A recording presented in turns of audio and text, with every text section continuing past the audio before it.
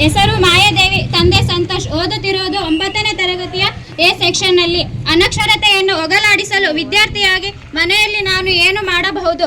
ವಿದ್ಯಾರ್ಥಿಯಾಗಿ ನಾನು ಮನೆಯಲ್ಲಿ ಅನಕ್ಷರತೆಯನ್ನು ಹೋಗಲಾಡಿಸಲು ಪ್ರತಿದಿನ ಕನಿಷ್ಠ 30 ನಿಮಿಷಗಳು ಮೀಸಲಿಟ್ಟು ನಮ್ಮ ಮನೆಯಲ್ಲಿರುವ ಅನಕ್ಷರಸ್ಥರಿಗೆ ಮತ್ತು ಚಿಕ್ಕ ಮಕ್ಕಳಿಗೆ ಅಕ್ಷರ ಅಭ್ಯಾಸ ಮಾಡಿಸುತ್ತೇನೆ.